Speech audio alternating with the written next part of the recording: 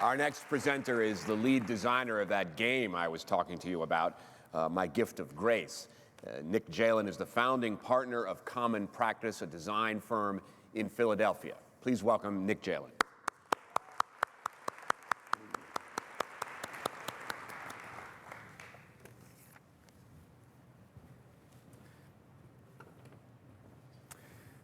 Good morning.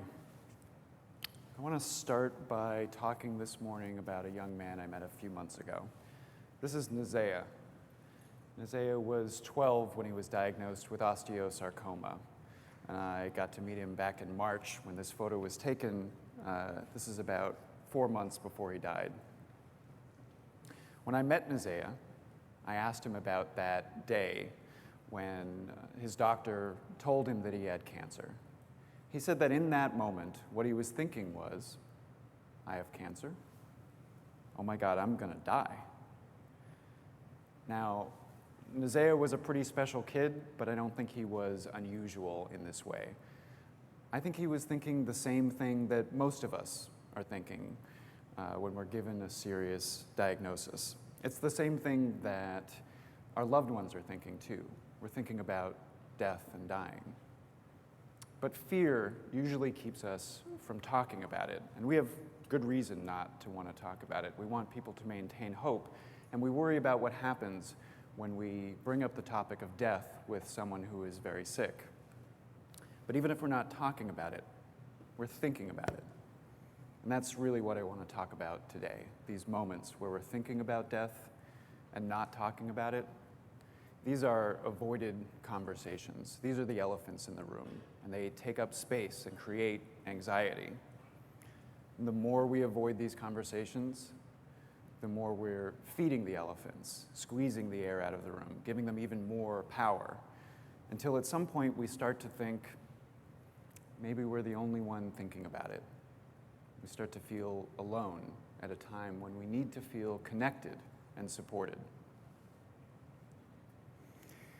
And this has pretty far-reaching consequences because making decisions about serious illness is not a simple task. There are often many decisions to be made, often with complex consequences, strung out over weeks or months or even years. And we don't make these decisions alone. We do it together. These are fundamentally social decisions. We ask advice.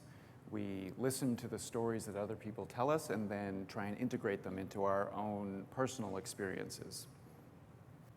We ask for reassurance that we're doing the right thing, when often there isn't a right thing. There's just the right thing for us in that moment. And as social activities, these kinds of decision-making processes about serious illness often go very badly. There's a good reason that most people who act as a healthcare proxy report symptoms of PTSD. Making this kind of decision for somebody else can be a highly traumatic experience. Let me just stop and say, nothing that I've said so far is particularly surprising. What we're talking about here are groups of people, often in a highly emotional state, trying to navigate a complex and a shifting terrain that is filled with unknowns. When you're navigating unknowns, you can't really draw a map of all of the decisions you're going to need to make in the future. A map just isn't the right kind of tool for navigating unknowns. What we need instead is a compass, a way to tell that we're generally headed in the right direction, no matter where we find ourselves. And that compass for making decisions about serious illness is a person's values. But surfacing those values in a way that helps us make those decisions is easier said than done. So, how do we do that? How do we build our compasses? As it turns out, this thing that we've been avoiding is the key to solving this problem. We need conversations. And conversations hold the key because they are venues for storytelling. What we choose to talk about and how we talk about it gives us deep insights into our values. The more stories you hear from someone, the more references you have for your compass, the more confident you can be in your decision making. So how do we get people to have these conversations? How do we confront the elephants in the room?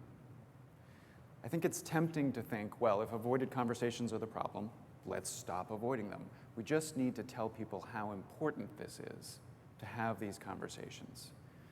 But this is an eat your vegetables kind of solution. It'll work for some people, but for most of us, knowing what we should do and doing it are two entirely different things, particularly when the thing that we're asking people to do, talk about death and dying, is something that they're already scared of. Instead, we need tools that go to the heart of this problem, tools that are social, tools that invoke storytelling, tools that make this kind of conversation into a positive experience. Let me put a fine point on that. What I'm saying is, if we want to solve this problem, we need conversations about death and dying to be a good experience for everyone. And if that sounds impossible, let me tell you a little bit more about Nisea.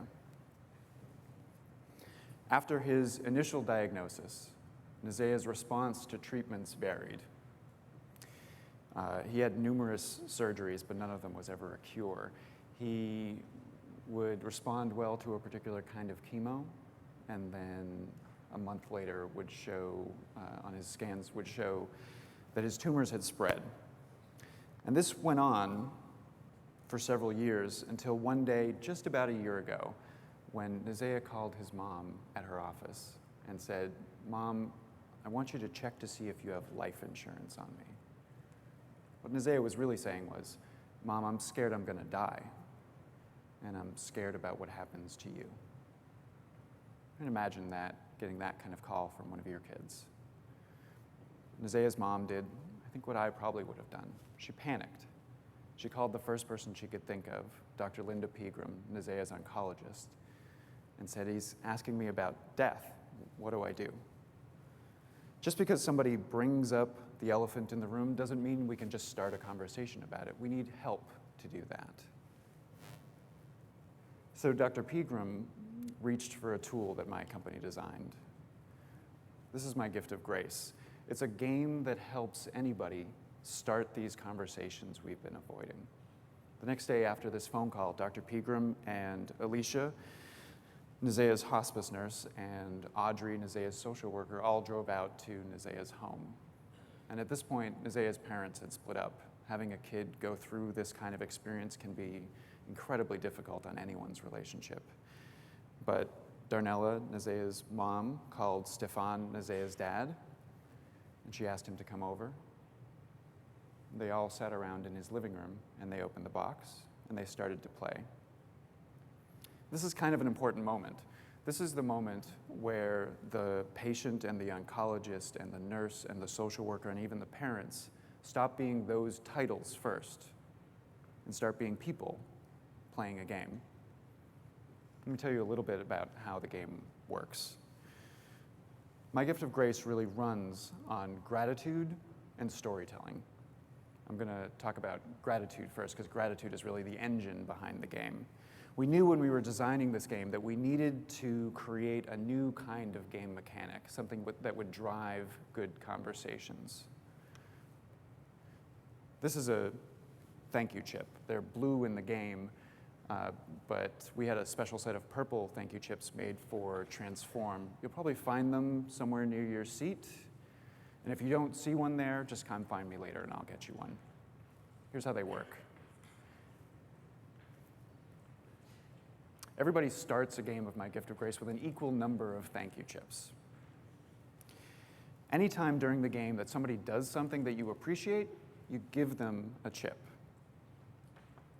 When you watch people play this game, very frequently you see people use these sort of tentatively at first. But if you close your eyes, you start to hear this click, and it happens more and more often throughout the game.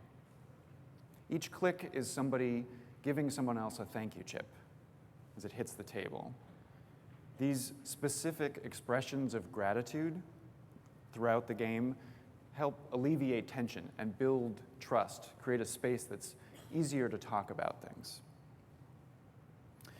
We can actually do this without the game. I think that one of the things that we forget when we come to a conference like this is how much work is going on behind the scenes to make all of this possible. So I have a pocket full of thank you chips that I've been handing out to the staff here at Transform to thank them for all of the hard work that makes this possible. You can do this too. The next time somebody does something at this conference, and it could be anybody, give them your chip. And at some point, you might get a chip. These chips make gratitude into a thing, a solid object with currency and weight. It creates an economy of gratitude within the game that helps drive better conversations. So that's gratitude. Let's talk a little bit about storytelling. Along with the chips, there are 47 question cards in the game, and each one is designed to evoke storytelling from the players. Everyone in the game is asked to answer all of the questions, so everyone is on an equal footing. And this leveling of the playing field is important. Very often when we have advanced care planning conversations, the patient is treated differently than everybody else in the room. They're sort of separated off. By having everyone answer all of the questions, by having everyone share their values, by having everyone share their stories, you create a safer environment for everyone to talk about things that they've never really felt comfortable talking about before. When I asked Nazea's family about that day when they played their game, they told me that out of the 47 questions, Nazea answered 46. He passed on this one, a question about who he would want to sing at his funeral. But he answered it a week later. In answering these questions, Nazea got to share things that he had never talked about, even with his family. He got to share what he was scared of, but also what he was hopeful for. He made a bucket list, and he planned his own funeral. And each of Nazea's parents got to talk about their own hopes and their own fears. And his oncologist and his nurse and his social worker all talked about what they were scared of and what they were hopeful for. One of the secrets behind the game is it says on the box that it's a game about dying, but it's really a game about learning to share. When people play this game, very frequently we hear that they talked about things with their loved ones that they have never talked about before. They learn from each other. They grow together. And that is a good experience. And it happens right there in the middle of a conversation about dying. One of the important things about motivators is that they be intrinsic, that the reward be built in to the activity itself. And that's what happens in this game when people talk about things and share things with their loved ones. That's why we need something more than just advanced care planning conversations. We need great advanced care planning conversations, ones that are meaningful for everyone involved. I was lucky enough to get to see this with Nazea's family. This is question 25. Think of someone you've loved who has died. What could you keep in your pocket to remember them by? This turned out to be a very important question for Nazea and his family, but not because of Nazea's answer for it. When this question came up, Stefan, Nazea's dad, reached into his pocket and pulled out a pile of papers. In that pile were 2 memorial cards, one for his father and one for a friend of his who had died. By answering this question, Stefan got to show Nazea that he carries these people with him every day. One of the things you pick up pretty quickly when you talk to people about death and dying is that we all fear being forgotten. We want to know that we mattered. We want to leave some kind of legacy. And when he answered this question, Stefan got to help alleviate some of his son's fear about being forgotten. And witnessing this interaction had a ripple effect. Dr. Pegram told me that after she played this game, she felt like she knew Stefan much better than she ever had before. And Stefan started asking questions in Nazea's medical appointments for the first time. These kinds of conversations don't just banish the elephants from the room, they harness them. They don't just reveal a checklist of what we want and what we don't want. They connect people at a time that it matters the most. There are families like Nazea's family everywhere. Avoided conversations are everywhere in healthcare. When you ask people with a serious illness, the overwhelming majority of them say they want to talk about an advanced care plan. And if I told you that it's not just people with serious illness, that most people want to talk about an advanced care plan with their clinician, you'd probably say that's something that healthcare institutions should be paying more attention to. While that is what I'm saying, more importantly, I'm saying it's possible. And I know it's possible because I've seen it. We released this game a little less than 2 years ago, and a research team led by Dr. Lauren Van Scoy at Penn State Hershey Medical Center got interested in it. These researchers wanted to know whether or not playing our game would increase the quality of conversations about advanced care planning. But what they didn't expect was this. When they did a follow-up survey, 12 weeks after people played the game, 74% of them had gone on to take a specific advanced care planning action on their own. They didn't just have a good conversation. They were motivated to act. That kind of connecting, meaningful, positive, advanced care planning conversation gives us the opportunity to do something new. Advanced care planning conversations at scale. We saw this just 2 days ago. This is in the Mayo Clinic cafeteria, where 70 people got together to play My Gift of Grace.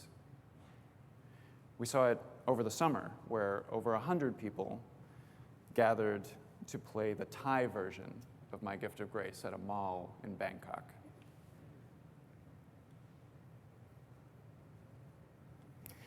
These kinds of positive, meaningful conversations about advanced care planning don't have to be a rare thing. We can make them common practice, and that's where we're going, and we hope that you will join us. And usually, I would end on that note, inviting you to help us make what I think is one of the most important changes in healthcare today. But today I get to do one better. I want to invite each and every one of you to come have a good conversation about death and dying today.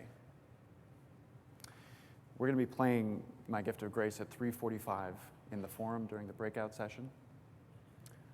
I hope that all of you will join us. I've seen enough people play this game that I can say with a lot of confidence, you will have a great time. So please, join us, and thanks.